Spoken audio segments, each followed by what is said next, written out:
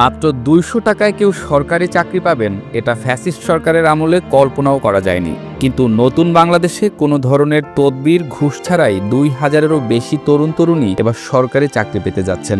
নাই যে আমি একজন রিক্সা চালকের ছেলে এভাবে বিনামূল্যে চাকরি হয়ে যাবে, আমি তো ১০টা টাকা দেওয়ার মতো পাও নাই। এই যে গাড়ি ভাড়া দিয়ে আইছি, আমার পকেটে টাকা নাই যাওয়ার মতো। আমার খুব আনন্দিত হয়েছে, আমি খুব সুন্দর একটা পরিবেশে চাকরি পাইছি আমার গোলা। গাজীপুরে আনসার ও গ্রাম প্রতিরক্ষা বাহিনীর ২৭তম ব্যাচের নিয়োগ প্রক্রিয়া চলছে। এবারে নিয়োগ পাবেন ২১৫০ জন। এই ২১৫০ জনের স্বচ্ছ নিয়োগ মানে ২১৫০টি পরিবারের ভাগ্য বদল। সন্তানের চাকরি প্রাপ্তি আজ হাজার হাজার বাবা মায়ের মুখে হাসি ফুটিয়েছে। নিজের যোগ্যতায় চাকরি পাইছে, আমারও অবদান আছে। আমি ছেলের পিছনে অনেক শ্রম দিছি। আজ তাই বলে আল্লাহর কাছে আমি চাইছিলাম যে হে আল্লাহ, আমার ছেলের যেন একটা সরকারি চাকরি দেয়। নামাজ পড়ে দোয়া করছি আল্লাহর কাছে, আল্লাহ আমার আশা পূরণ করছে এবং আল্লাহর কাছে আমি হাজার হাজার শুকরিয়া আল্লাহর কাছে আমি প্রার্থনা করি এরকম গরিব মায়ের সন্তান জানি আল্লাহ বিনা টাকায় জানি এরকম চাকরি হয়। তবে প্রতিবারের চেয়ে এবারের নিয়োগ প্রক্রিয়া কিছুটা ভিন্ন। যোগ্যতা, মাঠে টিকে থাকার দক্ষতা সব মিলিয়ে নিজেকে জায়গা করে নিতে হবে এই বাহিনীতে। আমার নাম মোহাম্মদ আরিফুল ইসলাম, আমি টাঙ্গাইল থেকে এসেছি। আমার বাবা মারা গেছে গত বছর 30 সেপ্টেম্বর রোড অ্যাক্সিডেন্ট। ওনার খুব আশা ছিল আর কি যে আমার একটা সরকারি চাকরি হবে কোনো একটা বাহিনীতে, কিন্তু দুর্ভাগ্যবশত উনি আজকে নেই।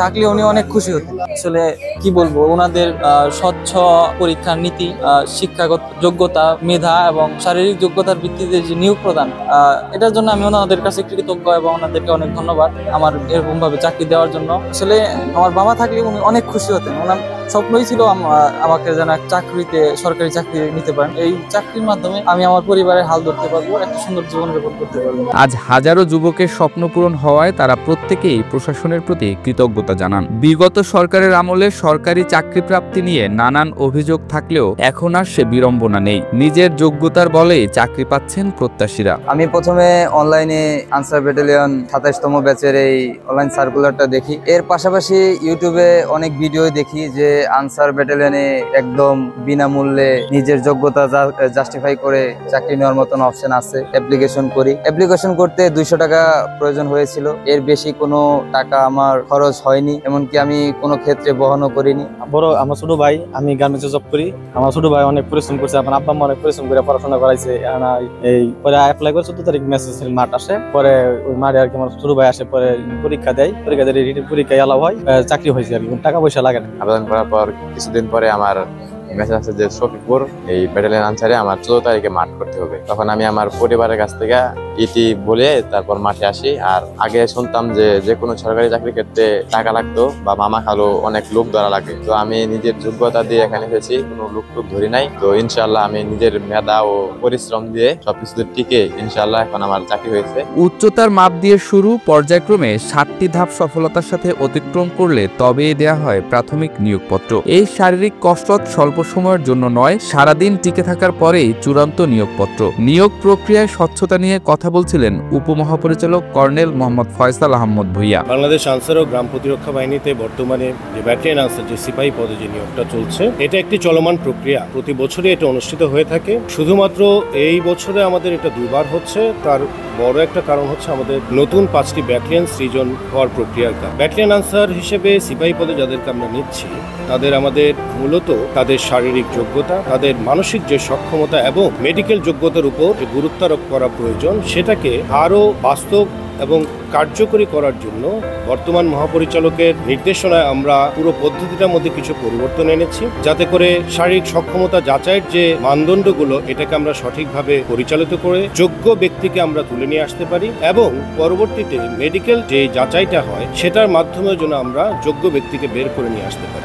শুনেছেন হয়তো আপনারা যে ইতিপূর্বে আমাদের বিভিন্ন ধরনের প্রতারক চক্র, বিভিন্ন মহলের যে চাপটা এখানে প্রচলিত থাকতো, বর্তমান প্রেক্ষাপটে আমাদের এই ধরনের কোনো চাপ বাহিনীতে বিদ্যমান নেই এবং একই সাথে আমরা প্রতারক চক্র যাতে করে এখানে তাদের যে অশুভ যে হাতটা, এটা যেন বিস্তার না করতে পারে, সেটার জন্য আমরা প্রারম্ভিক দিক থেকেই আমাদের বিজ্ঞপ্তির প্রচারণা এবং সোশ্যাল মিডিয়াতে বিভিন্ন মাধ্যমে প্রচারণা, আমরা টিভিতে স্ক্রল দিয়েছিলাম এবং বারংবার আমরা প্রচারণা করছি যাতে করে কোনো ব্যক্তি কোনো প্রতারক চক্রের দ্বারা প্রতারিত না হতে পারে এবং একটি স্বচ্ছ নিরপেক্ষ নির্বাচন প্রক্রিয়ার মাধ্যমে যেন আমরা সঠিক এবং যোগ্য ব্যক্তিকে বের করে নিয়ে আসতে পারি যারা দেশ সেবায় নিজেকে আত্মনিয়োগ করবে এবং বাহিনীর উত্তরোত্তর উন্নতি ও সমৃদ্ধিতে তাদের নিজেকে আত্মনিয়োগ করতে পারবে। আপনারা জানেন আমাদের দেশের আপামর জনসাধারণ থেকে অত্যন্ত সাধারণ পরিবার থেকে সদস্যরা এখানে তাদের শিক্ষাগত যোগ্যতা নিয়ে পরীক্ষা দিতে আসে। তারা যেন তার উপর সুবিচার পায়, এজন্য আমরা পুরো প্রক্রিয়াটাতে স্বচ্ছতা, জবাবদিহিতা এবং নিরপেক্ষতা